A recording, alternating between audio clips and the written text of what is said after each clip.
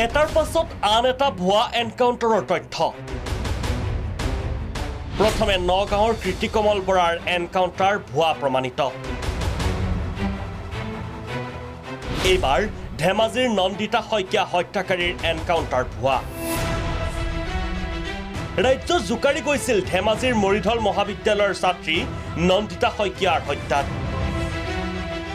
নন্দিতাৰ হত্যাকাৰী ৰিন্তু শৰ্মাৰ এনকাউণ্টাৰ গোচৰত আদালতত মুখ থেকেচা আৰক্ষী এনকাউণ্টাৰ ভুৱা আখ্যা দি ৰায়দান ধেমাজি CJM আদালতৰ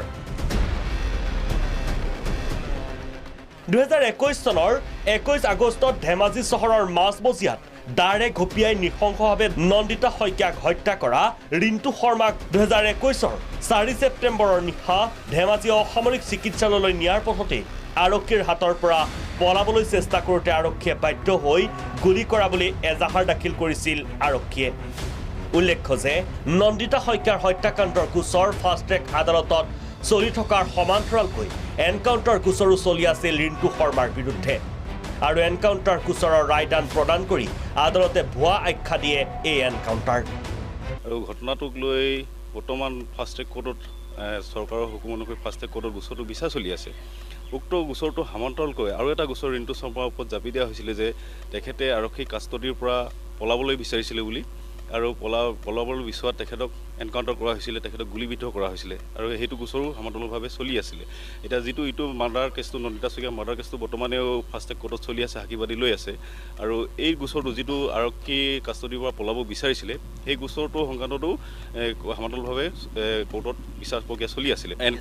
এনকাউণ্টাৰ গোচৰ যিটো তেওঁ কাষ্টডিৰ পৰা পলাবলৈ বিচাৰিছিলে সেই গোচৰটো তেখেতক খালাচ দিয়া হৈছে নাটক কৰিলে আৰু নাটকৰ ফলত এটা ভুৱা গোচৰ তেখেতৰ ওপৰত জাপি দিয়া হ'ল কিন্তু আজি গোচৰটোত আদালতে ক'লে যে 21 ৰিন্তু শৰ্মা সম্পূৰ্ণ নিৰ্দোষী আছিল এই গোচৰটো ইটো মাৰ্ডাৰ কেছটো বেলেগ এতিয়াও ফাষ্ট ট্ৰেক কোৰ্টত সেইটো গোচৰ চলি আছে সাক্ষীবাদী চলি আছে আৰু তাক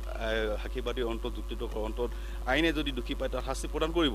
ইয়াৰ পূৰ্বে নগাঁৱৰ ছাত্ৰ নেতা কৃতিকমল বৰাৰ এনকাউণ্টাৰ ভুৱা প্ৰমাণিত হৈছিল ড্ৰাগছ সৰবৰাহৰ অভিযোগত ঘৰৰ সমীপতে গুলিয়াইছিল আৰক্ষীয়ে এই এনকাউণ্টাৰ ঘটনাত জড়িত SI প্ৰদীপ বনিয়াক অভিযুক্ত কৰিছিল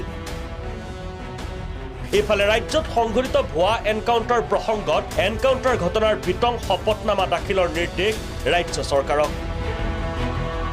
দুদিন পূৰ্বে অৰ্থাৎ 29 আগষ্টত গুৱাহাটী উচ্চ ন্যায়ালয়ত ভুৱা এনকাউণ্টাৰ প্ৰসংগত যুক্তি দৰ্শাইছিল প্ৰখ্যাত আইনজীৱী তথা উচ্চতম ন্যায়ালয়ৰ অধিবক্তা প্ৰশান্ত ভূষণে এনকাউণ্টাৰ ঘটনাৰ স্বতন্ত্ৰ তদন্ত নিদিয়াত আপত্তি ভূষণৰ স্বতন্ত্ৰ তদন্ত নকৰাক লৈ মহাধিবক্তাক প্ৰশ্ন ন্যায়ালয় ৰাজ্যত এই পৰ্যন্ত এনকাউণ্টাৰত মৃত্যু 54 জনৰ